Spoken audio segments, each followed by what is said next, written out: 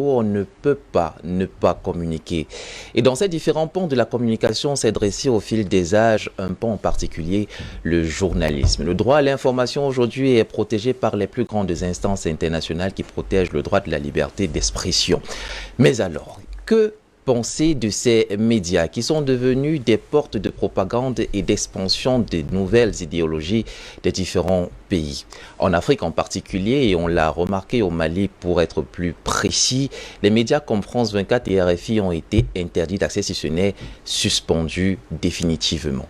Les raisons évoquées alors au Mali le 24 avril lors de la suspension de ces deux médias révélaient que c'était pour des faits d'espionnage et de subversion perpétrés dans le pays. Ce préalable et ce préalable nous permet de nous poser la question ce matin quant à la pertinence de la présence de ces différents médias occidentaux en terre africaine. Mais plus intéressant encore, on va pousser la réflexion un peu plus loin. Est-ce que les médias, occidentaux ou pas, sont-ils véritablement indépendants? Les journalistes se jouissent-ils vraiment de cette liberté d'écrire et de rendre la vérité telle qu'elle est? Voilà qui pose la problématique de ce matin. Et avec vous, chers messieurs, justement, on va analyser ces différents tenants et aboutissants qui encadrent et qui entourent les enjeux géopolitiques, géostratégiques et même plus que ça encore de ces médias et de leur implantation en Afrique. Commençons justement avec vous, Passion Parfendom. On sait que dans les médias, il y a ce qu'on appelle la ligne éditoriale qui est censée donner une direction précise à l'information quant à son traitement. Partant de cette définition, peut-on dire véritablement qu'un média est indépendant? Quel qu'il soit, hein. Pour l'entrée de jeu, on va parler des généralités, quel qu'il soit. Est-ce qu'on peut parler véritablement d'indépendance de médias alors qu'il y a une ligne éditoriale? Non, c'est difficile de parler d'indépendance de médias, surtout que ça dépend de l'information qui est traitée. Bon, si un Bersikiner renverse une vieille dame à l'entrée de votre studio et qu'un média en vienne à rapporter ce fait-là, il est fort probable que ce média-là puisse faire l'effort d'être un peu juste, j'allais dire, d'être un peu, de relater fidèlement ce qui s'est passé. Mais après, quand on sort de ce cadre et qu'on commence à s'attaquer à des choses qui sont assez importantes, mais surtout qui impliquent un certain nombre et de personnes, et d'organisations, et d'États, on a l'habitude de voir qu'en réalité, dans ce cas-là, la liberté des médias est à géométrie variable. C'est le moins qu'on puisse dire. Pourquoi? Parce qu'il faut, au-delà de cette présomption, n'est-ce pas, de cette liberté des médias qu'ils auraient à traiter de manière impartiale l'information, toute l'information, quelle qu'en soit l'information, il faut qu'on voit l'environnement dans lequel baignent ces médias-là.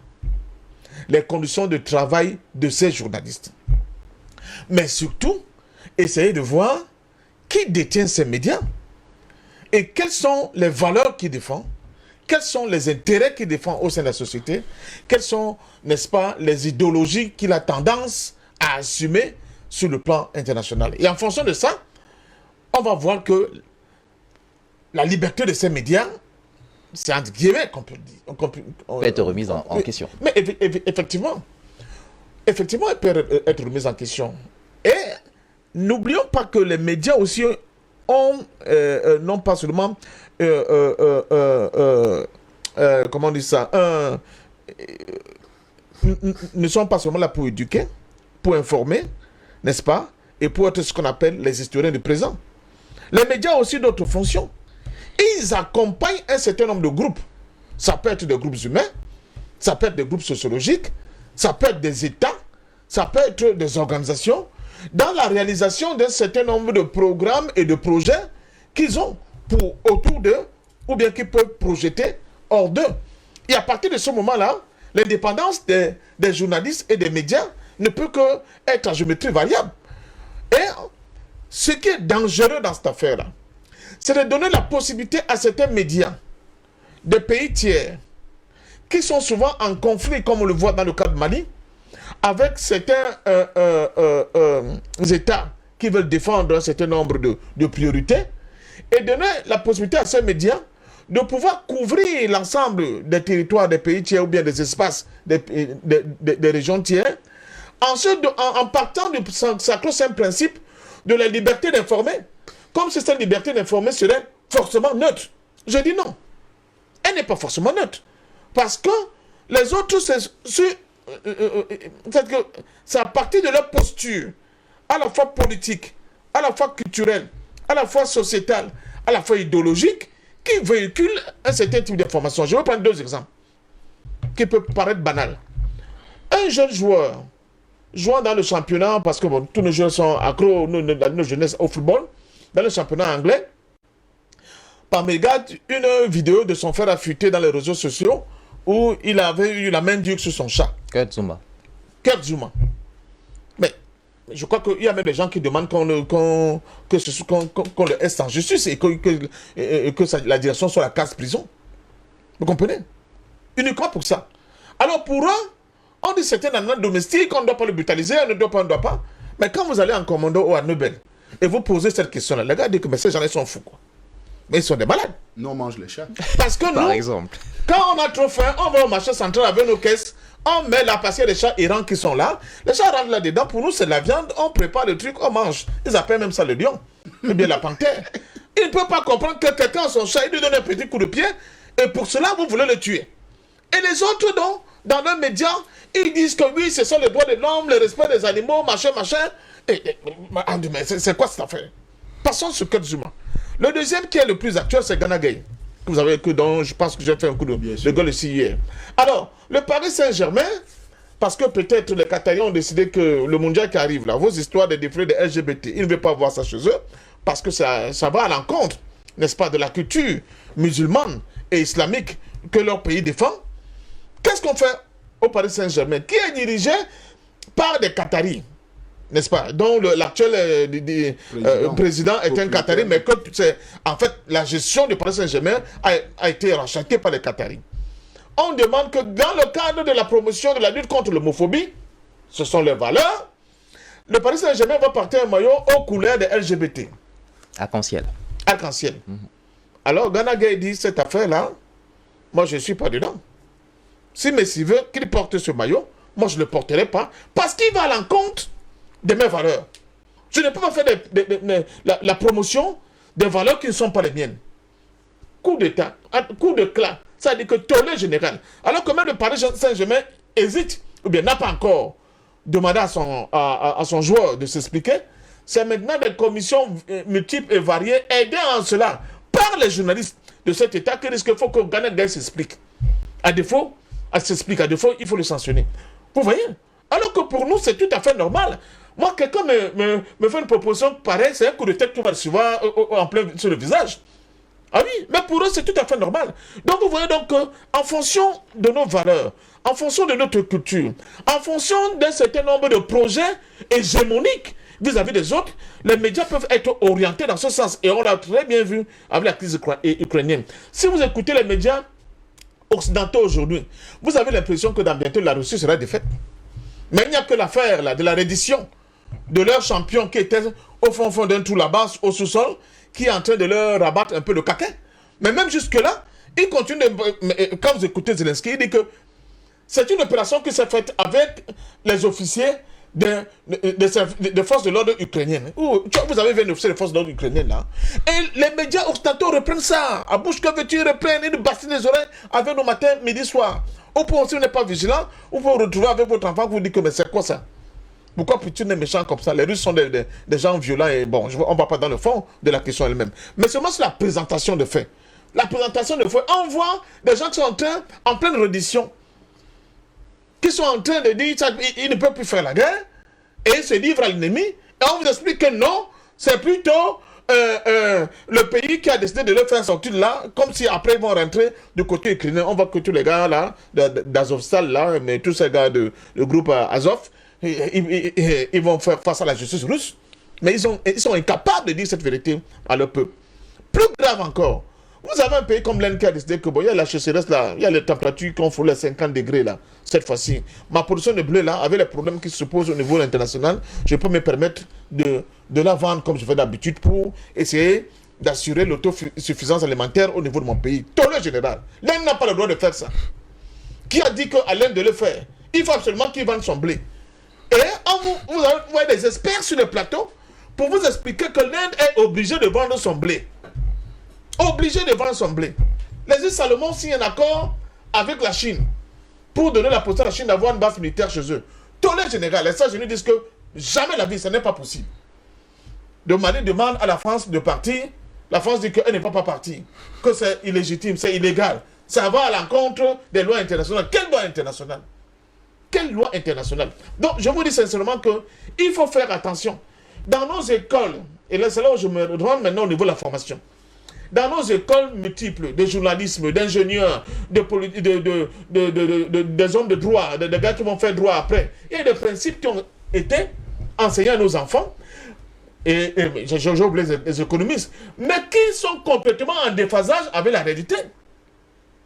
Tous les grands économistes, souvent sur les parties, j'entendais les gens dire je parle d'autorité. Ça veut dire que quand tu parles d'autorité, dis ce que tu as dit. Si ça ne reçoit pas mon assentiment, je vais contre ça.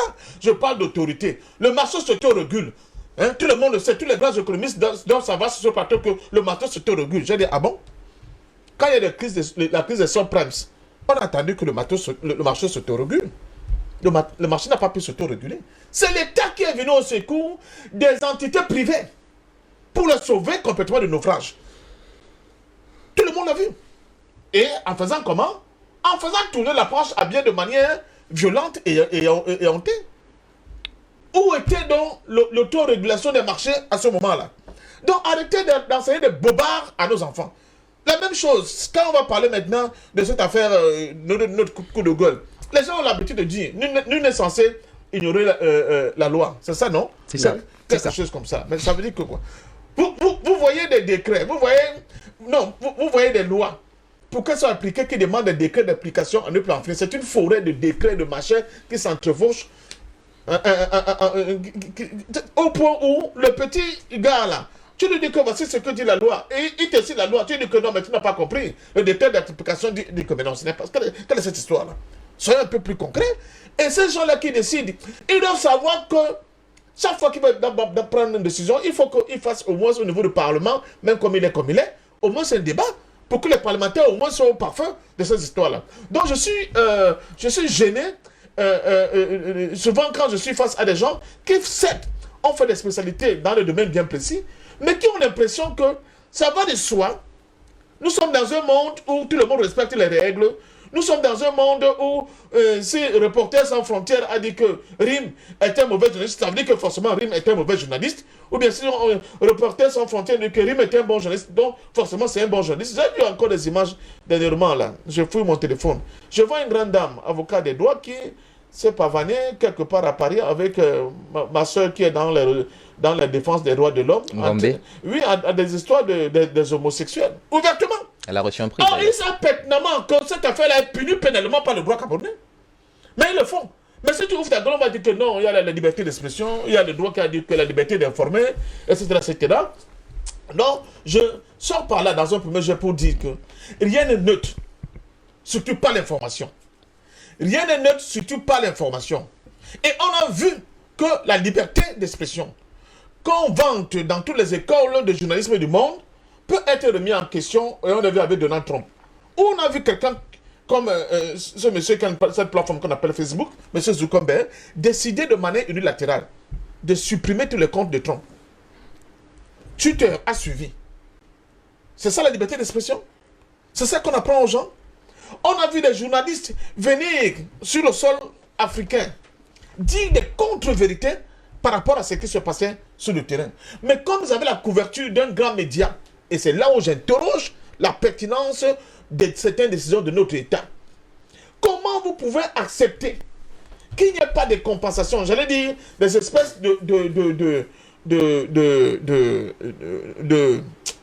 d'équilibre. C'est-à-dire, si France Inter a le droit de mettre au Cameroun 24 heures sur 24, en FM, même dans les coins les plus reculés de notre pays, il faut que l'inverse soit possible pour le Cameroun. Sinon, vous ne nous mettez pas à l'abri d'une intoxication qui peut vous être préjudiciable plus tard. Et on le voit souvent. Quand ces gars-là se décident de s'attaquer à nos gouvernants, ils ne font pas avec, avec des gants. C'est ça. Alors, ça dénote tout simplement de la situation de dominé dans laquelle nous avons par rapport à nos rapports que nous entretenons à ces gens-là. Parce que de toute façon, maintenant, je sors par la rime. Vous n'aurez jamais France Inter à Pyongyang. Vous êtes d'accord avec moi? Vous n'aurez jamais France 24, je ne sais pas, à Singapour. Ça n'a aucun sens. Vous n'aurez pas SCI, Josagère à Téhéran. Ça n'a aucun sens. Mais non, ça n'a aucun sens. Voilà, et pour BBC a été interdit en Russie hier. Donc, non, voilà. Ça n'a aucun sens. Mais chez vous, chaque fois qu'on va essayer de faire, on dit que non, c'est un État dictatorial, il ne veut pas, il ne veut pas. Donc je soutiens le Mali dans sa démarche de dire que puisque votre média n'est plus un média libre et indépendant, mais plutôt un organe de propagande pour diffuser la haine, pour diffuser le mensonge, pour corrompre les esprits sur notre sol, qu'est-ce qu'on va faire? On supprime des conneries. Et France Inter elle est loin en disant aux Maliens, même malgré ces décisions, nous allons trouver des solutions techniques pour que le Mali continue quand même de recevoir le flot d'informations et de mensonges que nous distillons contre leur pays. Est-ce que c'est normal? C'est pour ça que moi je vous parle souvent de l'unité politique de notre continent. On me dit qu'il y a un truc comme ça. On me dit qu'à la tête de RFI, je ne sais pas si c'est à Malabo ou bien où ça. Je vais là, je casse la colonie. Je casse ça. Si je prends une décision que vous ne mettez plus, vous insistez, je casse votre antenne. Parce que moi, je n'ai pas d'antenne chez vous à Paris. C'est ça. Alors, si vous ne faites pas ça, vous ne pourrez pas mettre vos enfants à l'abri de l'intoxication grandissante qui fait que maintenant vous êtes assis carrément chez vous en train de visionner quelque chose. Vous voyez un homme qui embrasse un homme. Une femme qui embrasse une femme. Et votre petite fille fière vous dit que mais papa, ça c'est quoi? Et tu es tellement embarrassé que tu ne sais pas quoi dire. Il y a des parents qui regardent maintenant la télévision avec la télécommande à main. Parce qu'à la monde petit, ils zappent. Mais papa, non, on a regardé ça, c'était intéressant. Toi, tu nous amènes. Vous voyez, là où on amène des gens. Voilà. Donc je pense on reviendra certainement sur... Les médias ne sont pas libres. Ils sont à l'image de ceux qui projettent un certain nombre de dominations culturelles sur les autres, mais surtout ceux qui défendent certains intérêts qui ne sont pas forcément les intérêts qui sont les nôtres. D'accord. Première prise de parole, donc, on a compris que les principes de neutralité et de liberté, qui sont pourtant sacro-saints attachés au journalisme, en particulier à l'information en général, ne sont pas toujours respectés. La ligne éditoriale le veut ainsi, et donc peut-être on lève à ces journalistes-là leur indépendance et leur neutralité quant au traitement de l'information. En Afrique, chaque semaine, c'est 90 millions de personnes qui écoutent et regardent à la fois France 24 et RFI.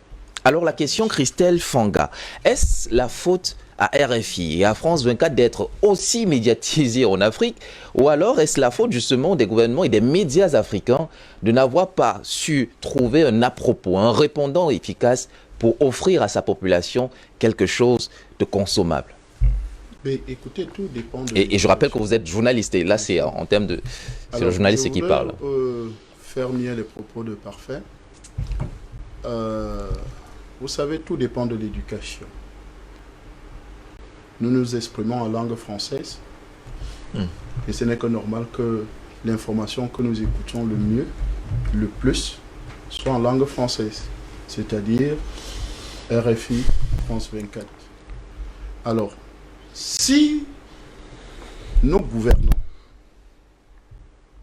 donnent la possibilité davantage à RFI de se déployer sur le terrain, lui donnent les moyens financiers, les moyens diplomatiques, tous les moyens nécessaires de se déployer, ce n'est que normal que nous puissions toujours être abreuvés aux sources de RFI et France 24, parce que même dans nos villages, les gens suivent RFI. C'est incroyable. Alors que... Est-ce nos gouvernements qui leur donnent ces moyens d'exister? Bien sûr. Bien sûr. Et vous savez, la plus grande... nos gouvernants, ils accordent les interviews à quelle chaîne? Et ce n'est pas gratuit, vous le savez bien. Quand vous passez à France 24, quand vous pensez à RFI, ce n'est pas gratuit. Il y a quelque chose à payer. Et sachez que chaque journaliste, surtout ceux de la France, c'est d'abord des agents secrets et en plus de ça, c'est des diplomates. Donc, ils viennent pour défendre l'intérêt de leur nation. Donc, quand nous regardons cela aujourd'hui, nous pensons que nos gouvernements ont beaucoup de choses à faire là-dessus. Parce que si, aujourd'hui, nous avons les mêmes moyens nous pouvons apporter du répondant de l'autre côté. Nous pouvons apporter quelque chose d'autre. Et c'est pour ça que vous voyez que dès le départ, j'ai commencé à louer l'initiative de Baba Dampoulou, qui pouvait rester dans ses affaires, qui pouvait rester dans son thé, c'est le roi du thé en Afrique. Il pouvait rester dans d'autres sphères qu'il exerce très bien. Mais il a compris aussi que la communication est un élément important, n'est-ce pas? Un élément très important même pour apporter du répondant face à l'Occident. Vous savez, il y a plusieurs combats économiques qui se font à partir des médias. Donc, si nous ne gagnons pas la bataille au niveau des médias, économiquement, nous allons être faibles. Donc, nous pensons qu'aujourd'hui, la presse, le journalisme, l'information est capitale pour le développement de nos États. Et c'est pour ça que nous sommes encore aussi faibles, aussi pas encore très très forts dans le domaine ou bien économiquement, en fait dans tous les secteurs. Parce que la vérité, c'est que nous nous abreuvons aux sources étrangères. Et si nous abreuvons aux sources étrangères, ça nous amène à être davantage affaiblis. Parce que ce que RFI va dire sur le Cameroun n'est pas la même chose que, par exemple, la dépêche de midi, mon journal, qui va dire sur le Cameroun. Ce que France 24 va dire sur le Cameroun, c'est pas la même chose que DBS TV va dire pour le Cameroun. Donc, vous voyez que l'information, c'est selon les objectifs. L'information, c'est selon l'ambition. Les informations, c'est selon le projet de société qui a été défini par un État, par un groupe d'individus. Parce que quand vous regardez la plupart aujourd'hui, pourquoi vous ne vous posez pas la question, mais pourquoi en France, la plupart des milliardaires se sont battu pour réacheter tous les grands groupes de presse? Avant, on voyait des journalistes qui se défendaient avec leurs journaux, leurs différents organes de presse. Mais aujourd'hui, c'est des grands investisseurs qui se sont arrachés ces grands groupes de presse parce que, en réalité, ils savent ce qui est caché dans l'information. Parce que quand vous détenez l'information, en fait, vous détenez le pouvoir. C'est le vrai pouvoir. Parce qu'on dit souvent, nous sommes le quatrième pouvoir. Mais non, nous ne sommes pas le quatrième pouvoir. Nous sommes le premier pouvoir. Parce que c'est l'information qui dirige. La preuve en est. Une mauvaise information détruit tout un peuple. Une bonne information relève un peuple. Donc nous avons des instruments que nous pouvons mettre en avant pour défendre notre continent, pour défendre notre logique et permettre que notre continent puisse être émergent. Parce que si on continue à laisser RFI, on continue à laisser France 24, arroser CanalSat et tout ça, parce que tous ces différents éléments-là, c'est pour la communication, pour ventiler l'idée, la pensée française ou bien américaine ou bien anglaise. Alors là, nous allons toujours nous comporter comme des Anglais, nous allons nous comporter comme des Français, nous allons nous comporter comme des Américains. Parce que c'est ça l'objectif de la communication, de l'information. Quand nous voyons, parce qu'aujourd'hui, quand on parle de domination, de néocolonialisme, de l'information ou bien de ces médias-là, mais ça n'a pas commencé aujourd'hui. Ça n'a pas commencé aujourd'hui. C'est à partir de là où tout se définit dans la parole. Parce que vous revenez c'est la parole, n'est-ce pas? C'est la parole. Tout ça, c'est les idées. C'est les idées et qui sont traduites par la parole. Et c'est des journalistes qui sont les porte-parole de l'idée de ces hommes, que ce soit des groupes, comme Dom le disait tout à l'heure, que ce soit des groupes politiques, que ce soit des groupes économiques, que ce soit des États, que ce soit des groupes mystiques, que ce soit des groupes tous les groupes que nous pouvons imaginer, les groupes sociaux, non sociaux et tout le reste là. Tous ces groupes-là, c'est des journalistes qui viennent porter justement au vu et au su de tout le monde cette idée-là, au travers de la prise de parole, ou comme nous l'appelons aujourd'hui là, au travers d'un média, au travers des écrits, au travers de la parole au niveau radiophonique. Et donc, tous ces éléments-là, aujourd'hui, il y a Internet, il y a tous ces différents éléments-là pour davantage communiquer. Donc, si nous ne faisons pas attention, nous allons être toujours à la remorque, à la traîne, en train de regarder les choses se faire. RFI nous dit non, les droits de l'homme, c'est que non. On a battu le Shakiro là-bas, c'est pas normal. On a fait ceci là-bas, ce n'est pas normal. En fait, on nous rabâche les oreilles avec des choses qui n'ont rien à voir avec notre culture, avec notre quotidien, avec notre façon de vivre. Et ça, nous pensons qu'aujourd'hui... Et avec nos priorités. Avec nos priorités. Voilà. Et quand nous regardons simplement la situation que nous vivons aujourd'hui, si nous continuons à rester à écouter ces médias, nous allons nous retrouver dans des guerres. Parce qu'en réalité, RFI, France 24 et tout le reste des médias défendent leurs intérêts et communiquent Si aujourd'hui, les anglophones du Cameroun se considèrent comme anglophones, c'est parce qu'on leur a dit que vous êtes anglophones. Si les francophones d'aujourd'hui, dans notre pays, continuent à dire qu'ils sont francophones, c'est parce qu'on leur a dit qu'ils sont francophones. Parce qu'ils utilisent la langue. La langue de qui? C'est la langue de quelqu'un. C'est quelqu'un qui nous l'a imposé. Et nous nous exprimons en quelle langue? C'est en cette langue-là. Donc, en fait, on n'a même pas moyen de faire, comment on peut dire, le Congo-ça, sans que l'autre n'écoute. Pourquoi? Parce qu'il nous a déjà dompté avec sa langue. Il nous a déjà dompté avec les informations qu'il nous a données. Parce que la langue est une information. Il nous a donné est une formation et une information. Donc, quand nous étudions déjà cela, nous sommes déjà déformés. Alors que le journalisme, la communication, c'est justement pour former, pour permettre aux gens d'avoir la bonne information, d'avoir de bonnes décisions, de bonnes pensées pour leur devenir, pour leur bien-être personnel. Voilà, voilà qui est bien dit. Et je rappelle que c'est le directeur de publication de la Dépêche du Midi, donc le journaliste aussi. Et c'est peut-être une casquette qu'on ne vous connaît pas ou reconnaît pas suffisamment, je le pense. Et vous-même, vous ne faites pas grand-chose pour ça. Vous êtes plus l'homme des écritures. Et vous écrivez ailleurs aussi. Docteur Béni-Chris, durant les 10 dernières années, les médias occidentaux en Afrique, en particulier France 24, RFI, BBC, ont augmenté de près de 5% leur budget d'investissement. Alors, ils ont fait autre chose, à part de l'argent injecté pour la formation et l'achat des équipements.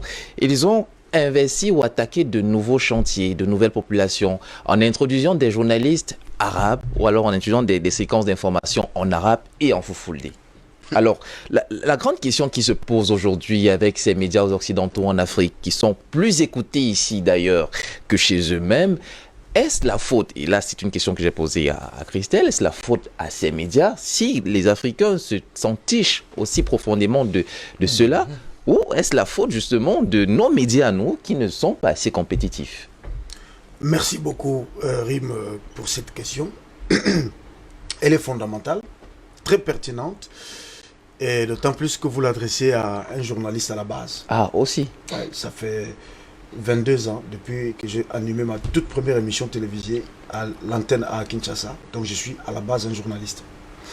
Et donc, cette question est d'autant plus pertinente qu'elle m'intéresse au plus haut niveau, au plus haut point. Et c'est tellement important parce que aujourd'hui, nous vivons dans un monde qui baigne en plein dans ce qu'on appelle la guerre de la communication. Avant de nous donner des chiffres, parce que c'est de ça qu'il s'agit, avant de nous donner les chiffres, je vais d'abord nous expliquer les processus journalistiques en lui-même et nous montrer ce qu'il en est aujourd'hui. Quand vous regardez ce qui vient de se passer par exemple hier en Russie, Vladimir Poutine a interdit non seulement BBC mais aussi Radio-Canada. Voyez-vous? Pourquoi en pleine guerre Poutine doit interdire à une radio soi-disant neutre d'émettre sur son sol? Voyez-vous, si ce n'est qu'avant tout un instrument de domination et de propagande. En France, le pendant, et je ne vous arrête pas, RT a été interdit aussi. de diffusion depuis Parce que 2021. RT est russe et défend le point de vue russe. Mais pourquoi est-ce que la France s'est sentie si menacée? Parce que RT donnait un autre son de cloche que leurs médias traditionnels, en l'occurrence RFI et France 24. Et de plus en plus de Français commençaient à prendre conscience, n'est-ce pas, de la réalité même de l'information apportée. Donc, sachez d'abord une chose. Premièrement, les statistiques montrent que 70% aujourd'hui, peut-être plus, d'Africains s'informent via les médias occidentaux. Donc, via les médias étrangers. Voyez-vous? Et constatez une réalité. Plus les Africains s'informent via les médias occidentaux, plus les Africains se déconnectent profondément de leur réalité locale. Voyez-vous? Donc, il y a cela 20 ans ou 3 décennies, et augmentons, vous allez constater que l'influence des médias occidentaux était moindre par rapport à aujourd'hui. Et vous allez constater que l'Africain était encore un peu ancré dans ses traditions, dans ses cultures. Mais plus les médias occidentaux prennent de l'ampleur en Afrique, plus l'Africain se désaliène, s'aliène et se déracine de ces réalités concrètes de son histoire et de ses propres valeurs. Donc, à la première lecture, on peut constater que malheureusement, les médias occidentaux ne contribuent pas à autre chose sinon qu'à la colonisation de la pensée. Et tenez-vous tranquille, le média, c'est l'expression à la base de l'information. Parce que quand on dit média, c'est d'abord l'information à la base. Or, l'information forme nos pensées.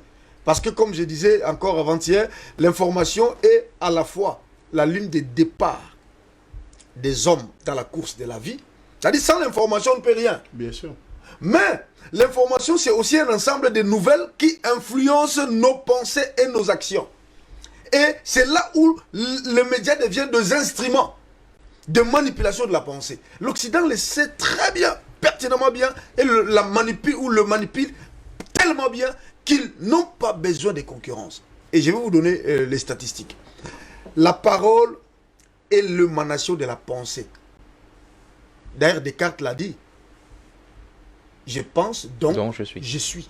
Donc, en réalité, je suis le reflet de ma pensée. Et faites très attention, ces gens-là sont tellement méticulés dans les choix qu'ils opèrent en fonction d'un avenir auquel ils veulent se projeter. Voyez-vous? Donc, tu ne deviendras que ce que tu penses être. Et pour qu'on te désoriente d'un objectif visant à faire de toi un concurrent potentiel, on doit détruire les bases de ta pensée. Bien sûr, et de ton raisonnement. Bien sûr. Voyez-vous? Donc, les actions que tu vas poser demain dépendent donc exactement de ce circuit entre pensée et parole qui résulte l'acte. Puisqu'en réalité, l'action n'est qu'un produit fini d'une pensée. Et cette pensée doit être d'abord exprimée en parole. C'est ça le média, voyez-vous. Alors, qu'on nous dise que le média est son être, mais c'est impossible. Puisqu'à la base, il y a une ligne éditoriale. Pourquoi on dit une ligne éditoriale? Ça veut dire que tout est orienté vers un objectif. Donc on ne peut plus parler de neutralité ou de liberté lorsqu'il y a une ligne éditoriale vers laquelle tout s'oriente. Voyez-vous? Donc, ça c'est de 1. De 2, pourquoi est-ce que les médias occidentaux dépensent autant d'argent? Et là, je vais vous inviter à partager une lecture dont j'ai pris une portion la fois passée, mais je vais encore relire ça. Tenez bien, le gouvernement britannique dépense 600 millions d'euros par an pour le BBC World Service, la branche internationale de la BBC chargée de la publicité. Et chaque semaine, ce World Service touche 96 millions de personnes en Afrique, soit la plus grande audience de la chaîne. Donc, la plus grande audience de cette chaîne-là, c'est en Afrique. C'est un danger pour nous. Continuons. Maintenant, demandez-vous pourquoi le gouvernement britannique dépenserait-il 600 millions d'euros chaque année pour informer les populations africaines. Pas leur population, hein. Les populations africaines qui croupissent dans la misère, dans les désarrois. Et 600 millions d'euros, tu sais ce que ça peut construire en Afrique? Des routes, des hôpitaux, des infrastructures, etc. Et ils les dépensent par an pour soi-disant nous informer. Comme l'a dit Carter Woodson, si vous pouvez contrôler la pensée d'un homme, vous n'avez plus à vous soucier de ses actions. Lorsque vous déterminez ce qu'un homme doit penser, vous n'avez pas à vous inquiéter de ce qu'il va dire. Si vous faites en sorte qu'un homme se sente inférieur, vous n'avez pas à le forcer à accepter un état d'infériorité, car il vous cherchera lui-même. Si vous faites croire à un homme qu'il n'est qu'un paria, vous n'avez pas besoin de l'envoyer à la porte de derrière. Il ira sans qu'on lui le dise. Et pire encore, et s'il n'y a pas de porte dérobée, sa nature même en exigera une. Ça, c'est l'information. Et voilà, c'est parti. La France.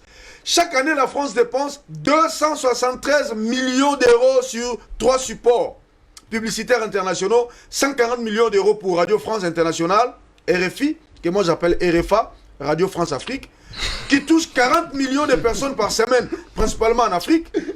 40 millions de personnes, s'il vous plaît.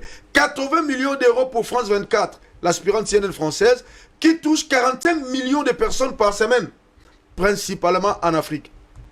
Et 63 millions d'euros pour TV5, une chaîne de diffusion de la langue et de la culture française des pays francophones du monde, qui touche environ 55 millions de personnes par semaine, principalement en Afrique.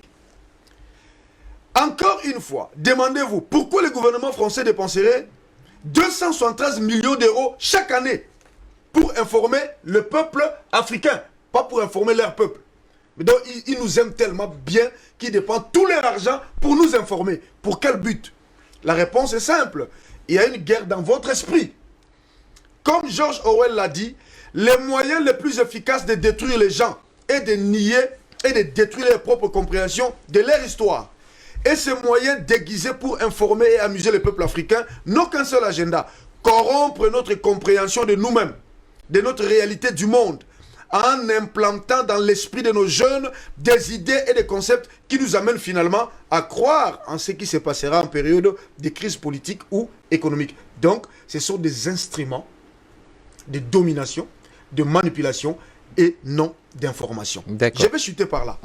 La logique qui sous-tend l'énorme domination des médias en Afrique par ces puissances occidentales est de préparer les Africains à un rôle d'asservissement dans le monde.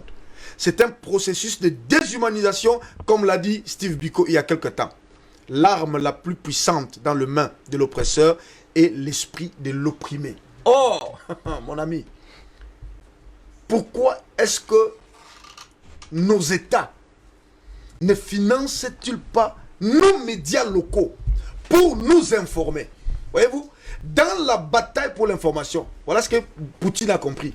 Si vous ne disposez pas de vos propres outils d'information, de vos propres sources de communication, mais mon frère, vous n'existez même pas dans l'échiquier de puissance, parce que vous continuerez à être manipulé.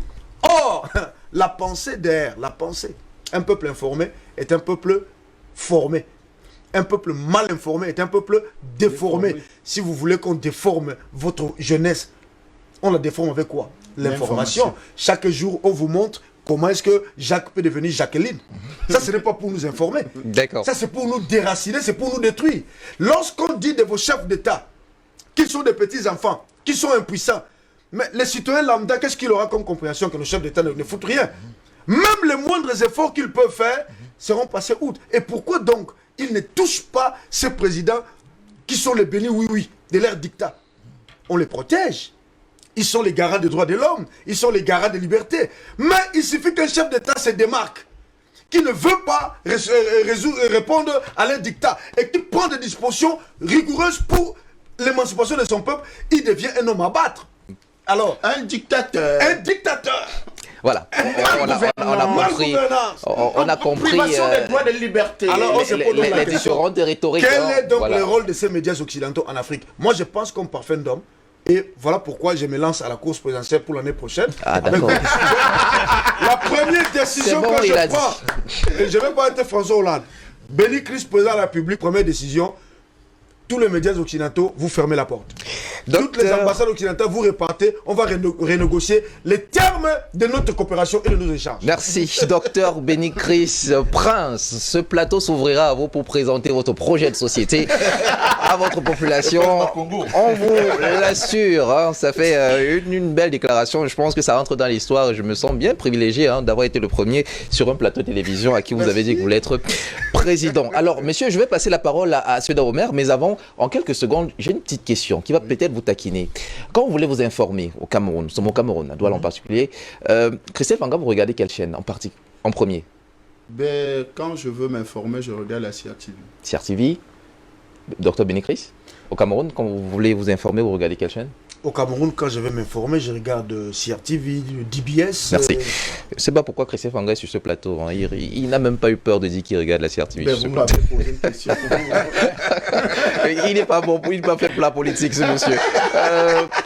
Patient parfait, non? Vous regardez quelle chaîne quand vous voulez vous informer? Je regarde toutes les chaînes camerounaises, commençant par DBS évidemment. Toutes les chaînes voilà un bon politicien.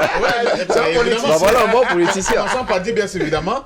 Mais j'évite, comme la peste, ces sources-là dont on disait avant, selon les sources généralement bien informées. Bien informées. J'évite ces sources-là parce qu'ils sont sources justement de la distraction. On a oublié une chaîne comme... la presse écrite, on l'a mis de côté. Bien sûr. Mais regardez le rôle néfaste d'un journal comme Jeune Afrique.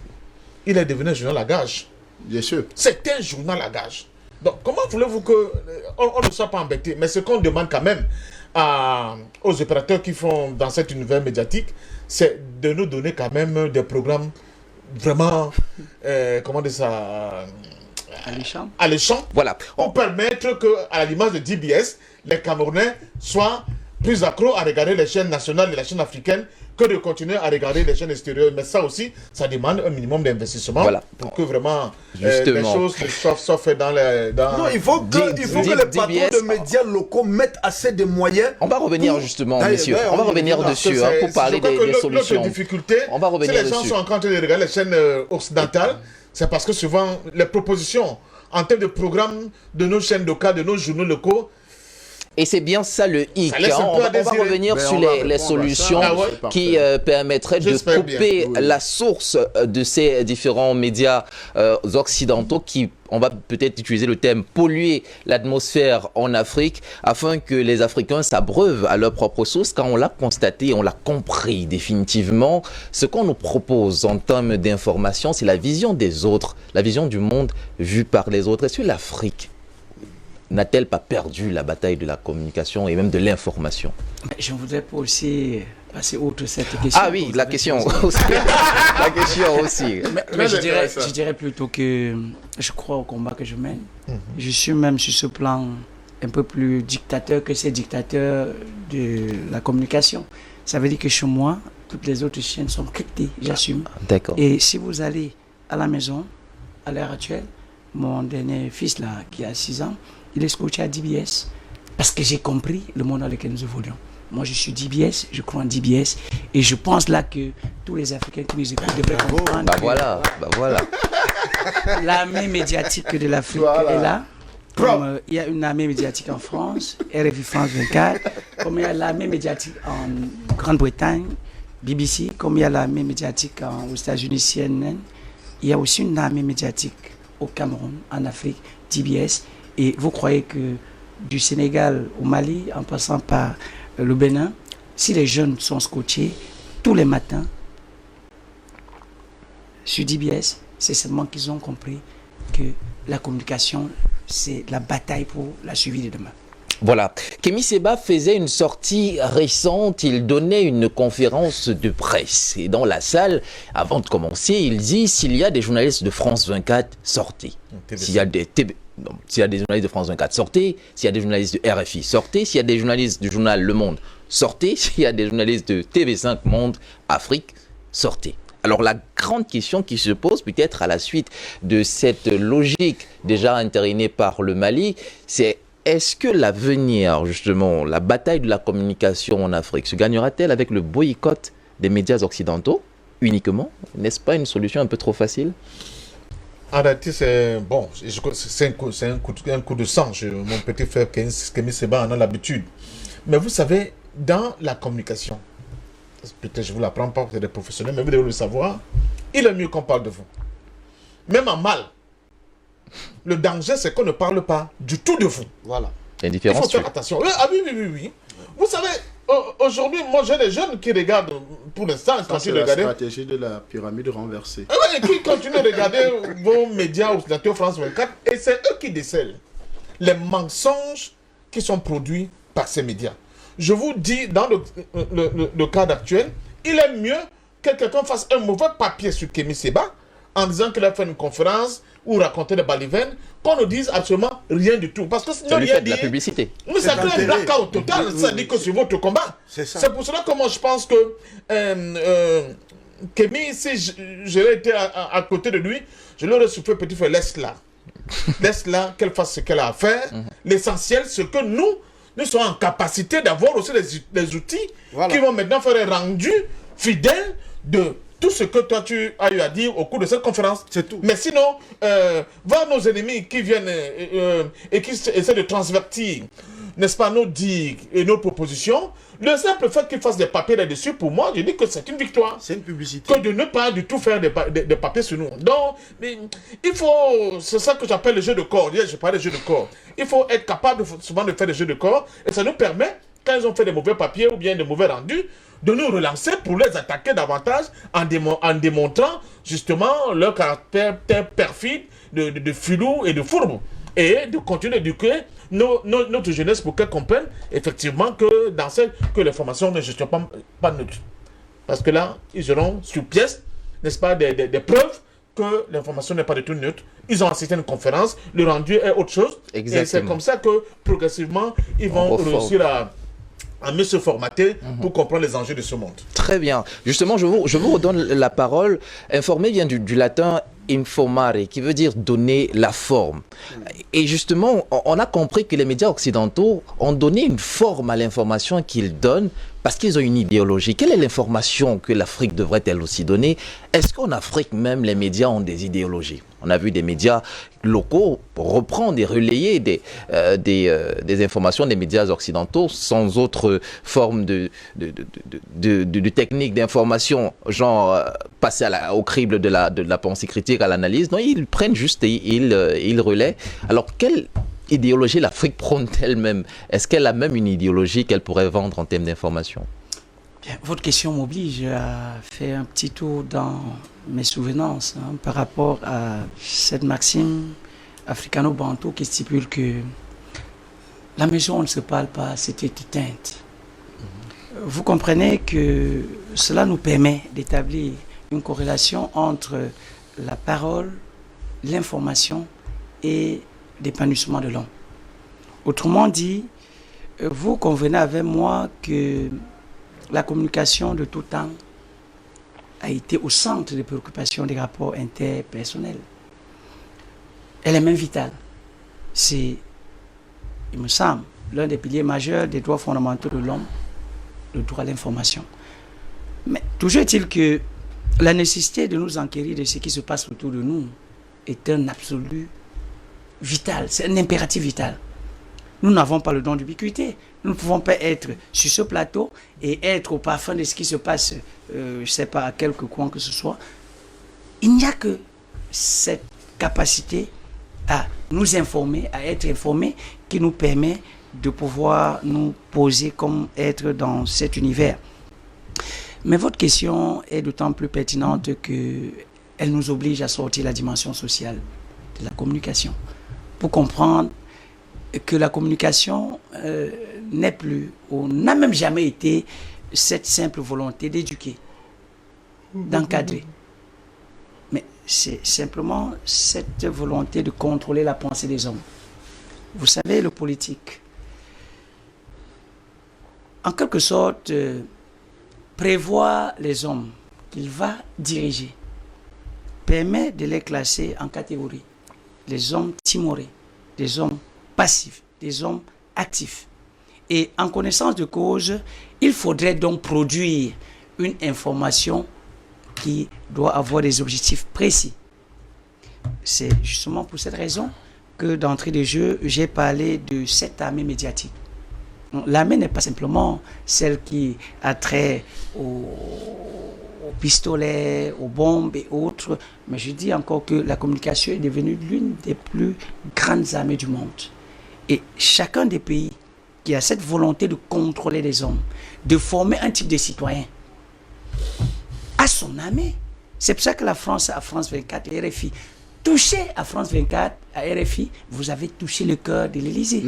Absolument. Ouais, ça c'est clair. D'ailleurs, le leitmotiv de France 24, c'est liberté, égalité, actualité. Il y a deux mots de leur devise nationale. Mais exactement. Oui, mais ça, il faudrait donc comprendre ce que Paris met dans l'actualité.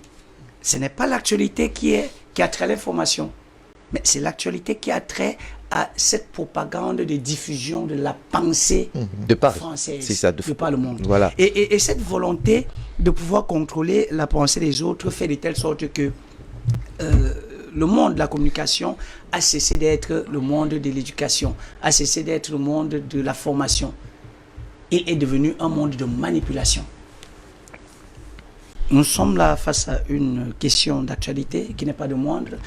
Ce qui se passe en Ukraine nous permet de comprendre avec aisance que tout au début de ce conflit, l'une des premières des choses à faire avait été de museler Russia Today. C'était en connaissance de cause. Parce que le monde occidentalo-américain était conscient du fait que la campagne de mensonges qui devrait être engagée, la campagne de manipulation qui devrait être engagée ne devrait pas avoir du succès si jamais il y avait une volonté manifeste de dire exactement ce qui se passe sur le terrain. Alors, en muselant Rushan Today, on donnait la possibilité à BFM TV, à France 24, de pouvoir construire progressivement ce mensonge qui devrait nous permettre de comprendre, à force de suivre chaque matin au Poutine, à Boutcha, dans tel coin de l'Ukraine, il y a des crimes contre l'humanité. Ça permet de construire une vision, ça permet de construire une pensée. C'est donc en cela que nous allons dire que les médias occidentaux ne sont pas des instruments de communication. Ce sont des instruments géopolitiques à nul autre pareil, dont le but fondamental est de perpétuer cet embrigadement de la pensée des hommes amorcé depuis la période de l'esclavage. Parce que lorsque vous avez parlé des outils néocoloniaux, vous croyez que, j'ai coutume à le dire, même si je ne suis pas un historien, un enseignant d'histoire, je dis souvent à ses collègues, mais dis donc, vous croyez que tout bonnement, après les indépendances, les colons sont partis? Non. Ils ne sont pas simplement restés à travers le néocolonialisme politique que nous parlons. Nous avons parlé naturellement de Mesmer, je ne sais pas trop de qui encore, Oujoula. Mais ils ont réussi. Ils ont réussi à construire des dynamiques telles que l'outil, l'information était devenue un outil géopolitique à notre pareil. Prenons un exemple simple. Nos chaînes de télévision, nos chaînes de radio nationales, hein, je voudrais le dire sans embâche, sans volonté manifeste de stigmatiser qui que ce soit, ces outils, ces médias nationaux dans nos pays sont contrôlés par l'Occident, il faudrait bien le dire. Et ça fait de telle sorte que le conseil d'administration, les sources de financement sont telles que ces médias ne sont pas autonomes. Et tant que ces médias ne sont pas autonomes, ça fait l'affaire de l'Occident. Ça permet de relier un mensonge qui a été amorcé depuis pratiquement les années 1700 et qui doit continuer aujourd'hui dans une forme plus raffinée. La forme raffinée, c'est celle de faire croire que, voilà, les professionnels de la communication, les journalistes, ils veulent nous faire, ils veulent nous permettre de nous enquérir de ce qui va se passer au Qatar, à la Coupe du Monde 2022, ils veulent nous permettre de nous enquérir de ce qui se passe en Ukraine, alors qu'en fait, c'est le prolongement de la charte de l'impérialisme. On l'a compris. C'est une volonté manifeste de faire de l'Afrique le réceptacle d'une pensée occidentalisée. La preuve, allez savoir ce qui s'est passé au Mali. Lorsque le peuple de la révolution du Mali a essayé de dire que France 24, RFI, nous en avons marre de vos mensonges, regardez le lever des boucliers, regardez avec quelle fureur, avec quelle leçon de morale les médias occidentaux ont voulu faire croire que c'est une atteinte à la liberté d'expression.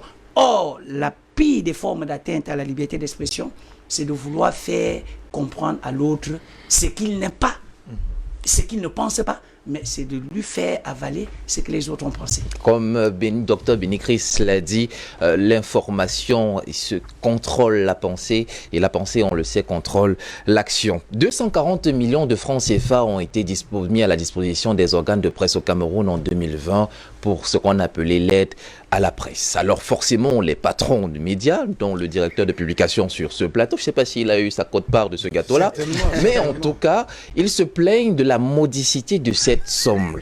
Est-ce que le vrai problème, justement, est les médias occidentaux qui ont compris que la bataille se gagnera aussi au niveau de l'information? Est-ce que le problème, ce n'est pas nous-mêmes, Africains, qui n'avons pas suffisamment compris qu'il faut gagner la guerre de l'information et mettre les moyens, justement? Je n'ai rien eu. Je savais qu'il allait commencer par là. Et je n'ai même pas demandé, et je n'ai jamais demandé cette aide-là, parce que ça ne sert à rien. Parce que s'il faut soutenir les médias, on commence par réguler la publicité. La régulation de la publicité est un élément important pour que les médias puissent... Parce que ça ne sert à rien d'avoir Cameroun Tribune qui a 40 publicités, 50 communiqués officiels pour lui seul. Et les autres ont quoi? Rien du tout. Donc je pense que ce n'est pas l'aide qui apporte, qui permet que les médias se développent. Non, c'est la régulation de la publicité, donner la publicité à tout le monde. Et je pense que ça va aider les médias, surtout chez nous, au Cameroun et dans certains pays. Donc, et vous savez que quand vous parlez de financement de médias, on parle d'abord, c'est la publicité. Hein. BBC, c'est la publicité. France 24, c'est la publicité. RFI, c'est la publicité. C'est ça qui fait, c'est à partir de là qu'on finance les médias. Mais c'est ça le problème, justement, parce que les médias, comme Dr Bini-Chris le disait, les médias nationaux sont financés par le gouvernement. C'est-à-dire que ce n'est pas trop... Par exemple, France 24, RFI et BBC, ce sont, pour France 24 et RFI, c'est littéralement le Quai d'Orsay qui a un budget pour France 24. Ce budget-là n'est même pas assez suffisant pour permettre à un média de fonctionner. Quand je parle de la publicité, quand vous avez France 24, Air France fait sa publicité, a fait sa publicité sur France 24 uniquement, presque exclusivement. Presque toutes les sociétés françaises de grande envergure font leur publicité à France 24 pour lui permettre d'avoir, vous savez, la publicité a extrêmement d'argent. Beaucoup d'argent. Beaucoup d'argent, je vous le dis. En fait, même le monde de la publicité, c'est le monde même le plus important dans la communication parce que en réalité, nous ne pouvons qu'acheter que si nous avons vu, on a fait la publicité. Donc, la publicité est l'élément essentiel qui permet aux médias, qui est le soutien fort aux médias de se développer, d'aller plus loin. Donc, quand je le dis, c'est pour dire que chez nous, en Afrique, on n'a pas encore compris le rôle. Vous savez, vous achetez, quand vous voyagez, vous partez à Air France, pourquoi? Parce que France 24 vous a montré que Air France, c'est le meilleur. Il y a le confort. Vous n'allez pas chez Camerco, pourquoi? Camerco fait d'abord sa publicité où? Démontre qu'il est le meilleur où? Comment? Donc, vous voyez qu'on a conditionné la pensée que le meilleur, c'est là-bas. Et même France 24 fait sa propre publicité. Bien sûr. Tous les autres médias font leur propre publicité. Donc, la pensée africaine, c'est que non. Nous, on doit seulement gober, nous, à France 24. C'est parce qu'ils ont réfléchi, ils ont pensé que non, pour que France 24 puisse vivre, il faut que la publicité lui soit donnée. C'est comme ça aussi que les groupes sociaux chez nous ici, que ce soit les groupes tribaux, les groupes, je ne sais pas, mystiques et tout, se réunissent parce que il y a des propriétaires de chaînes de télévision qui appartiennent à des groupes mystiques. Et les patrons de ces sociétés, de certaines sociétés qui sont dans le même groupe mystique avec lui disent, bon, ok, pour soutenir ta chaîne, nous allons donner 60% de la publicité de nos entreprises à cette chaîne-là. Et ça permet que la chaîne puisse vivre. Et vous allez retrouver que même dans la publicité, on va employer que des gens qui ne sont que dans ce groupe-là. Donc aujourd'hui, quand nous regardons le développement des médias dans notre continent, dans notre État, c'est parce que justement l'État ne régule pas le domaine de la publicité et ne permet pas aux entreprises, surtout africaines, de communiquer dans leur propre chaîne. C'est quand même étonnant que DBS n'ait pas assez de publicité, malgré le travail extrêmement important, parce que quand même, quand on fait le baromètre de l'écoute aujourd'hui, DBS se positionne déjà à un niveau très élevé, que ça soit au Cameroun et que ça soit à l'international. Donc c'est quelque chose qui devait permettre, si ça dépendait seulement de l'audience, on aurait déjà beaucoup de publicité. Pour justement, parce que la publicité ne doit pas servir seulement rien que pour le développement de la chaîne. Même au-delà des personnages qui travaillent pour le compte de la visibilité de la chaîne. Donc, vous voyez comment la publicité est d'une importance capitale. Et maintenant, eux, ils ont compris ça, les Occidentaux. Quand je parle que eux, ils ont compris, les Occidentaux. C'est pour ça qu'ils mettent beaucoup de moyens dans ce domaine-là. Et ça, les Africains ne l'ont pas encore compris. Qu'il faut apporter leur soutien à leurs médias au travers de la publicité. Et les différents États, les États font des publicités. Vous savez que les États font des publicités. Jeune Afrique, à un moment donné, était passé maître dans ces publics reportages. Exactement. Et il allait directement dans les palais où on remettait exactement. Sans qu'il y ait quelconque responsabilité. Il y a même plus grave encore que ça. Bonjour à François Soudan, on se comprend. Je vais compléter ce que Fanga est en train de dire. Regardez par exemple la plupart des grandes émissions d'audience en Occident. Toutes ces émissions sont parrainées par une multinationale. Bien sponsorisées par une multinationale. Et pourquoi DBS matin une si grande émission n'aurait pas une entreprise locale qui peut financer la production. Mais on va vous dire que Baba Dampoul était milliardaire, il n'a qu'à aller à sponsoriser DBS Matin. C'est l'exemple que j'ai dit. Attends. Oui, mais vous avez tout à fait raison. Voilà. Je parle de la mentalité. Non. C'est-à-dire qu'au-delà, on a l'impression que tout ce que nous développons aussi ne profite aux idées, souvent même qui n'est même pas au courant de tout ce que c'est dit. Bien sûr. Donc c'est le combat africain qui devait intéresser l'ensemble des structures et entreprises pour dire que ce combat est le nôtre. Nous devons l'encourager pour qu'elle ne sombre pas. Voilà. Et j'étais par là pour lui remettre la parole. C'est que le problème, c'est que l'Afrique n'a pas encore compris le rôle géostratégique de la communication.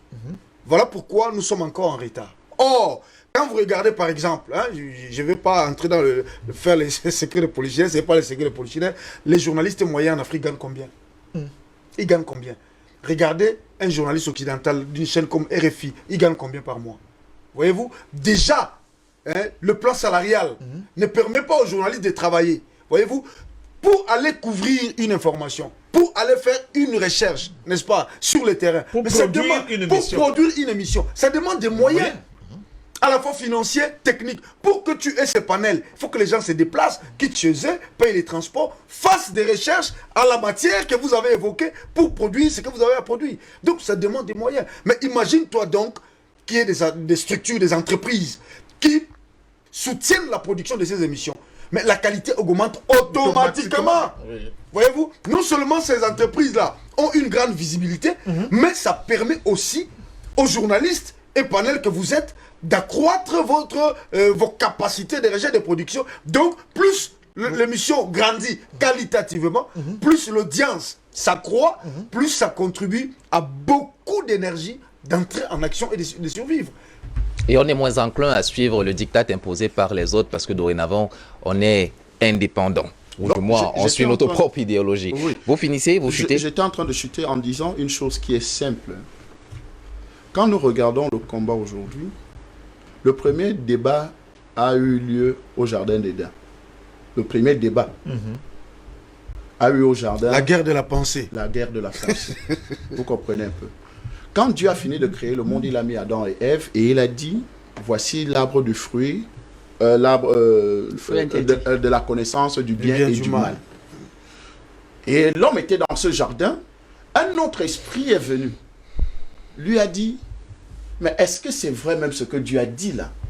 N'est-ce pas? Il lui a communiqué une autre pensée que mais si tu manges, tu vas acquérir la connaissance, tu seras comme Dieu en fait.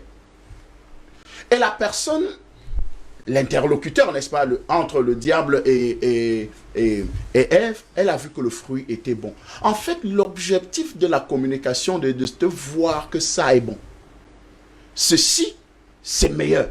C'est-à-dire, comme on disait tout à l'heure, quand Canal nous montre une fille en train d'embrasser une autre fille, c'est ça qui est bon. Quand on prend une jeune noire et on met comme directrice de la communauté, porte-parole aujourd'hui de la Maison Blanche, et qui est, on précise, lesbienne. C'est un message qu'on est en train de vous envoyer à la jeune fille. De manière subliminale, ça. À camerounaise, africaine, mondiale. Que ce n'est pas parce qu'elle est noire qu'elle est promue, mais parce qu'elle est lesbienne. Ce n'est pas parce qu'elle est noire qu'elle est promue, non, c'est parce qu'elle est lesbienne. Donc la pensée première, c'est cette pensée démoniaque, n'est-ce pas? Donc c'est de faire voir que non, c'est bon. Donc, dans ta pensée, tu commences à imaginer. C'est des messages subliminaux. Quand tu commences à imaginer que, je peux même essayer, ça peut être bon, ça peut être ceci. Donc, voilà le travail de la communication. Donc, aujourd'hui, l'information est capitale. Et pour que vous puissiez vous en sortir dans tous les domaines, je dis bien dans tous les domaines, que ça soit scientifique, que ça soit économique, que ça soit personnel, socialement, vous ne pouvez pas vous en sortir si vous n'avez pas la bonne information. Donc l'information, politiquement, vous ne pouvez pas devenir un très bon politicien si vous n'avez pas la bonne information. C'est les carrefours. L'information, c'est les carrefours de la construction sociale. La base, n'est-ce pas? C'est la base, c'est la matière première pour faire toute autre chose, pour le construire d'une vie ou bien d'une nation. Donc si vous négligez le domaine de la communication, et c'est pour ça que j'ai commencé à louer l'initiative du président Baba Dampoul d'avoir mis les moyens pour que une chaîne comme celle-ci puisse exister. exister. Et davantage, nous l'appelons davantage d'investir. Voilà. Vous comprenez un peu, pour que la chaîne puisse se développer. Parce que le gain n'est pas seulement matériel, n'est-ce pas? Ah oui. Le gain de la communication n'est pas seulement matériel. Quand vous avez une chaîne qui communique la pensée, vous avez dit, informer vient d'abord d'un mot, n'est-ce pas? Donner la forme. Hein? C'est ça. C'est donner la forme. Quand vous êtes une chaîne qui avez la capacité de donner la forme aux Africains, alors là, vous pouvez dormir tranquillement et vous pouvez vous reposer en disant que oui, j'ai combattu le bon combat. L'intérêt est générationnel. J'ai combattu le bon combat, le combat de la foi, pour qu'une Afrique puisse être construite, puisse être debout. Oui, c'est ce que nous voulons. C'est pour ça que nous nous réveillons tous les matins, très tôt, n'est-ce pas, pour venir à votre chaîne, parce que quand même, parfait, tu n'as plus 15 ans ou 20 ans ou 30 ans pour te réveiller à cette heure-là, mais tu es obligé de le faire parce que tu as quelque chose à communiquer, à véhiculer, à des générations futures qui vont prendre le relais comme nos aïeux ont fait. Et pour dire aux autres là que mais non, vous n'avez pas le monopole de la pensée, vous n'avez pas le monopole de la réflexion. Et l'une des choses qu'il faut qu'on change chez nous en Afrique, n'est-ce pas? Première des choses, c'est d'avoir la mentalité du consommateur. Nous sommes tellement omnibulés par la pensée de la consommation. C'est ce qui vient de chez les autres qui est bien. On doit consommer. Non, nous ne sommes plus des comptoirs, n'est-ce pas? Parce que RFI France 24 nous considère comme des comptoirs. C'est pour ça que leur taux d'audience est plus élevé. C'est pour ça que Canal Sat peut nous ramasser 60 milliards chaque jour. Mais certains de tes confrères aussi reprenaient les dépêches de l'AFP et qui placardaient dans les journaux sans le Et c'est de ça qu'on disait. Le problème est simple. Ok. Cette domination-là. Voilà. Premier problème, n'est-ce pas? Problème de formation. La paresse intellectuelle. Problème de formation. Quand vous n'avez pas été bien formé, ce n'est que normal que vous produisez ce genre de résultats. Si vous n'avez... Deuxième problème, c'est les moyens, n'est-ce pas? Les moyens. Les moyens. Si vous n'avez pas de moyens, vous ne pouvez pas faire la recherche. Vous ne pouvez pas davantage aller même vous former. Parce que le plus grand problème aujourd'hui, c'est d'avoir les moyens d'aller se faire former. Et pas forcément aller se faire former à l'école occidentale. Non. De faire la recherche même au niveau local. Vous savez qu'aujourd'hui, le problème du journalisme ou bien de l'information dans notre nation, c'est parce qu'il est calqué sur un modèle. Exactement. On dit les émissions doivent avoir tel temps. Tel timing. Alors que ça n'a rien à voir. Vous avez parlé de déontologie, vous avez parlé. La déontologie fait partie de l'idéologie. Exactement. Merci Donc, pour si ces vous avez ébauches de solutions. Merci pour ces ébauches de solutions. Justement, on va sortir de cette émission en proposant aux téléspectateurs et par ricochet peut-être à tous ceux qui sont patrons de médias ou qui voudraient le devenir des pistes de solutions qui nous empêcheront de continuer à nous plaindre du diktat imposé par les autres et à prendre enfin le pouvoir. Et je commencerai par vous, Seda Ahmed. Que pensez-vous qu'il devrait se passer en termes de révolution médiatique au Cameroun en particulier, parce que on parle du mort kilométrique, et en Afrique en général? Qu'est-ce qui devrait se passer pour qu'on devienne nous aussi compétitifs et que votre dernier enfant prenne plaisir à regarder justement ces chaînes-là? Votre question me permet de sourire parce que tout à l'heure, quand Dr Béni Christ a fait mention de cet investissement colossal à BBC et par ricochet France 24 RFI avec ce que Christelle Fanga a dit, j'ai eu des pincements au cœur quand vous avez parlé de l'aide à la communication au Cameroun avec cette outil de somme 240 millions. Vraiment, ça donne ça donne envie de pleurer. Chaque directeur de publication a 1 200 000, 1 500 000. Vous imaginez que vous avez dépensé 500 000 pour constituer le dossier, donc il vous reste 700 000, et dans ces 700 000 vous payez encore une taxe, parce que il y a un réseau au niveau du ministère de la Communication, celui qui vous permet d'obtenir, il y a un directeur là-bas, je ne veux pas citer son nom, donc vous devez après maintenant lui voir que bon, ok, merci directeur de m'avoir mis dans la liste de ceux qui vont bénéficier. Donc il reprend aussi une bonne partie, donc vous repartez de là, que dalle.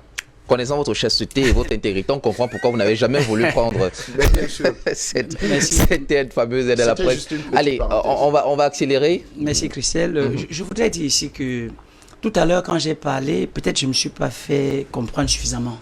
En réalité, l'Occident a toujours voulu, après les indépendances, continuer à jouer un rôle tuteur en Afrique. que ce soit au niveau de l'éducation, avec le contrôle des contenus, hein, des programmes, des livres. Maintenant, au niveau de la communication, il n'y a que cette prostitution des journalistes, cette façon de rendre le monde de la communication en Afrique précaire est une volonté manifeste de ne pas construire une pensée forte en Afrique.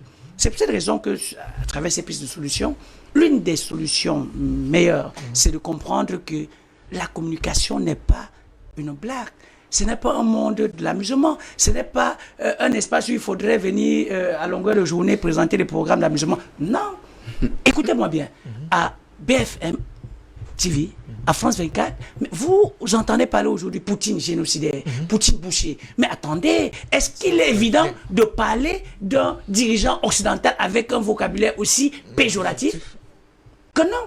Mais ça veut dire qu'il faudrait qu'en Afrique, nous comprenions que quand nous sommes assis sur un plateau de télévision, et s'il est question de parler du Mali, s'il est question de parler du Cameroun, alors là, avant de parler de M. Biya, sachons que nous parlons de nous. C'est une vitrine. C'est tout le pays que nous engageons. Il faudrait déjà commencer par prendre conscience de ce que la communication, c'est l'armée. Et l'armée, c'est le patriotisme. Ça, c'est ce que les autres ont compris. Très bien. À côté. Oui, allez-y rapidement. À côté de ce que j'ai proposé comme solution, je voudrais aussi dire là qu'il y a une notion de déontologie fondamentale. Il faudrait qu'il y ait toujours cette fierté de pouvoir servir. La preuve, votre panel, monsieur Eljirim, votre programme, c'est un programme qui est accompagné par ces hommes qui ont compris que donner la possibilité à nos jeunes d'aujourd'hui de comprendre qu'il y a plus de gain à s'installer et suivre DBS Matin qu'à suivre E-News, qu'à suivre je ne sais quoi, Tracy. Cela participe de la volonté de construire une jeunesse de demain, une jeunesse qui doit être véritablement formée, une jeunesse qui doit être informée par rapport à nos valeurs, parce que, disons-le, sans détour, actuellement, il y a des valeurs qui sont en train d'être vendues. Quand on parle de arc-en-ciel, quand on parle encore de cet épisode de Ghana Gay, ça montre la suffisance que quand nous sommes installés derrière un écran, attention, ce n'est pas l'information que nous recherchons, mais nous sommes plutôt en train de boire les mensonges de l'autre monde. Ils continueront à nous vendre leurs rêves si nous ne rêvons pas nous-mêmes en une minute. Parfait patient d'homme, malheureusement il me faut voilà, en une minute. Il faut qu'on n'avale pas une minute. Hein. Non, c'est pas grave. Justement, parlons des programmes, justement. On n'a pas eu de l'information, d'accord, mais des programmes aussi. Et je pense que c'est un point sur lequel vous êtes particulièrement tatillon. Les programmes proposés par l'Occident promeuvent la culture que Dr Yam appelle européenne, l'ethnie européenne. Voilà. Alors, qu'est-ce que les programmes de notre culture devraient promouvoir, de nos médias devraient promouvoir? Il faut qu'ils essaient de promouvoir des programmes qui sont alléchants, des programmes qui aident, n'est-ce pas, le citoyen à pouvoir mieux s'informer et se cultiver. Alléchant d'abord, hein, parce que ça doit attirer, justement. Il faut savoir joindre l'utile à l'agréable. Voilà. Bon, mais parce que ce qu'on remarque souvent, moi j'écoute beaucoup de radio, surtout quand je suis dans ma voiture, je m'excuse, mais je m'excuse, la pauvreté, même de la programmation musicale seulement. Voilà. C'est les mêmes trucs qui reviennent de manière, machin, et qui sont... Oui, on chante Fanga, oh, ce que c'est Fanga, le milliardaire du moment. Mais quand vous écoutez, vous dites, mais... Merci, je reçois la prophétie. Mais c'est pas possible. Donc je pense qu'il faut qu'on parte de là, parce que l'Afrique est riche. Les contenus. L'Afrique est tellement riche en termes de contenus musicaux, en termes de la finesse artistique, etc., que de nous rabâcher les euros à la longueur de journée avec des cultures de caniveau, où les gens miment, je ne sais pas, l'acte sexuel à longueur de journée. Ce n'est pas ça, premièrement. Deuxièmement, l'information. La force des médias occidentaux, c'est qu'ils sont toujours accrochés au niveau de l'information. Pourquoi? Parce qu'ils savent très bien que c'est comme ça qu'ils vont finir par formater les esprits des zones dominées, comme c'est notre cas. Et à travers l'information, ils véhiculent leur culture. Ils font la promotion même de leur culture. Ils font la promotion de leurs aires touristiques. Ils font la promotion de leur même culinaire, de leur, à tous les niveaux. Chez nous, ce n'est pas le cas. Chez nous, il faut qu'on passe le temps à chanter les noms des gens, le ministre tel, bonjour, qu'est-ce qu'on a à foutre avec ça là? Je vous dis, si vous regardez par exemple un journal comme Jeune Afrique à un moment donné, ils s'amusaient. Quand ils ont compris que le palais présidentiel, c'est du cash flow qui coule là-bas, ils se sont tous redirigés vers les premiers reportages. Et c'est eux qui ont commencé. Congo aujourd'hui, Gabon demain, Cameroun après-demain. Vous voyez des pages entières de reportages concernant ces pays. Pourquoi? Parce qu'ils savaient là-bas l'argent tombait. Et donc, c'est devenu arrêter des journaux à gage. Mais qui sont toujours au service de leur maître. Parce que chaque fois que les autres occidentaux veulent tirer à bleu rouge, par exemple, sur un pays comme, je prenais le cas de Mali, Assimi Goïta. Mais c'est un tir groupé. Vous allez à BFM TV, c'est la même chose qu'on va vous dire. LCI, c'est la même chose qu'on vous dit. BBC, la même chose. France 24, la même chose. Jeune Afrique, la même chose. Tout le monde, c'était un tir groupé. Mais quand vous avez donc cette floraison-là, n'est-ce pas, d'avis négatif, et sur un pays, et sur un individu, et sur une démarche, ça peut que donner ce qu'on voit. Mais regardez, j'ai noté tout à l'heure, malheureusement, votre calepin ne m'a pas aidé. Allez voir qui sont les détenteurs des médias dans un pays comme la France. 90% des médias par la France sont détenus par les 10 plus grands milliardaires. Oui, c'est clair. Je vous assure, pas les 10 plus grands milliardaires. Ils ont fait même base totalement sur ces médias-là. Donc, vous ne pouvez pas demander à un journal qui a pour promoteur le gars qui construit les avions de chasse pour la France de faire une enquête, que sa jeunesse fasse des enquêtes normaux, des enquêtes j'allais dire professionnelles sur la question des armes, de l'armement français. Ce n'est pas possible. Donc c'est de ça qu'il s'agit. Donc je sors par là en vous disant que l'information n'est pas neutre. Même aux États-Unis, vous le voyez. Pendant les jours politiques, voilà comme les médias prennent position. Moi, je vais soutenir Biden. L'autre dit, je vais soutenir Trump. Donc, l'information n'est pas neutre. Donc, arrêtez de dire que selon les canaux, selon la déontologie de journalistique, non. Chacun essaie de prêcher pour sa chapelle, mais surtout pour pousser en avant, pour qu'il puisse être de plus en plus libre et indépendant dans son aire culturelle. Donc, je dis donc à nos promoteurs, les hommes d'affaires, soutenez les médias qui défendent l'Afrique, qui vous défendent d'ailleurs, qui défendent la liberté qu'on doit avoir pour pouvoir nous assumer nous-mêmes. En ne pas le faisant, vous êtes en train de jouer le jeu de l'adversaire. De manière tacite, vous faites le jeu de l'adversaire sans qu'on vous ait demandé de le faire. Mais souvent, aussi, on le demande de le faire parce que dans les loges, on sait que les ordres sont souvent donnés. On se comprend très bien. Parce qu'on est modeste. Donc, voilà la situation. On n'a pas fini avec cet excellent sujet, mais c'est pour dire que l'information n'est pas neutre. Et que celui qui a l'information, il a le pouvoir. Exactement. Et aujourd'hui, les médias, ce n'est plus le quatrième pouvoir, c'est le premier pouvoir. Et on le voit très bien avec la guerre, n'est-ce pas, qui se passe dans le monde aujourd'hui. C'est ceux qui auront les médias les plus solides, les plus costauds, mais surtout des gens, les petits ouvriers qui participent à l'essor de ces médias, de pouvoir travailler dans des conditions, n'est-ce pas, qui conviennent. Et c'est pour ça que je suis très content chaque fois que je vois mon jeune rime qui se met très bien. J'espère que demain, ça c'est pour blaguer, quoi. Mais que son précis sera encore beaucoup plus achalandé. Et c'est de ça qu'il s'agit aussi. C'est de ça qu'il s'agit. En tout cas, merci pour cette belle sortie, messieurs. Ce fut un plaisir de vous recevoir. C'est fini déjà. Je vais vous demander. C'est déjà fini. On a beaucoup parlé. Première fois, je vais vous demander simplement moi-même j'avais de une me minute, donner, mais oui, très rapidement. l'arbitre a dit que le match est fini. Je voudrais dire tout honnêtement qu'il faudrait que nous comprenions dès aujourd'hui que ce débat devrait nous permettre de comprendre que DBS Matin doit être l'émission de tous les jeunes Africains. Il faudrait simplement que les Camerounais, les Africains de la diaspora comprennent que c'est l'opportunité à jamais. C'est l'occasion à jamais de mettre la main dans la pâte pour comprendre qu'on ne mène pas un combat avec les simples discours. Il faut des mesures d'accompagnement. Et ces mesures d'accompagnement, là, lorsque nous parlons de 600 millions d'euros investis à BBC, il faudrait aujourd'hui que les gens comprennent que derrière ce combat qui se mène chaque jour, chaque matin à DBS, il y a des caméramans, il y a des jeunes qui ont fait des sacrifices. Il faudrait les accompagner. Pourquoi pas? J'appelle. Je ne voudrais pas dire que le président Baba Nampoulou ne fait pas assez. Il faudrait que tous ceux qui nous écoutent chaque matin comprennent qu'il n'y a pas de mal chaque jour à envoyer quelques zéros pour soutenir ce combat. Parce que à France 24, à RFI, oui, ils sont soutenus, je veux dire. Merci à vous, cher monsieur, d'être passé sur ce plateau de DBS Matin. Ce matin encore, pour informer et prendre le pouvoir. La nature a horreur du vide.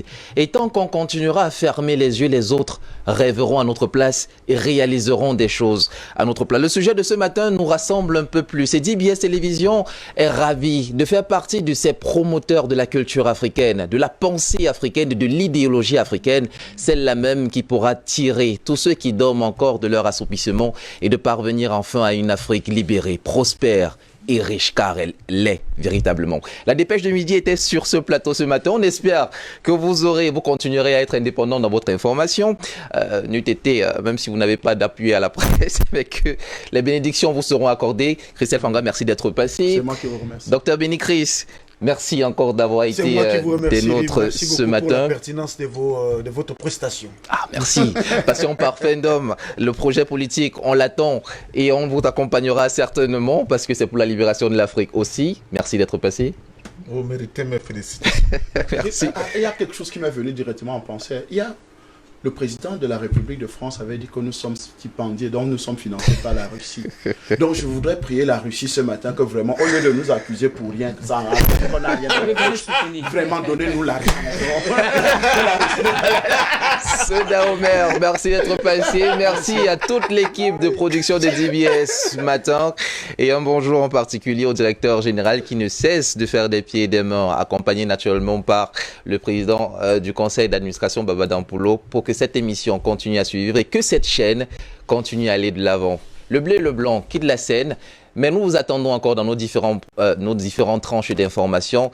Notez à 15h et à 16h Écho d'Afrique et Écho du Monde. Et ce soir à 20h avec Fatima Rich et Wanet pour notre édition spéciale de journal. Portez-vous bien, prenez soin de vous et des autres. À demain.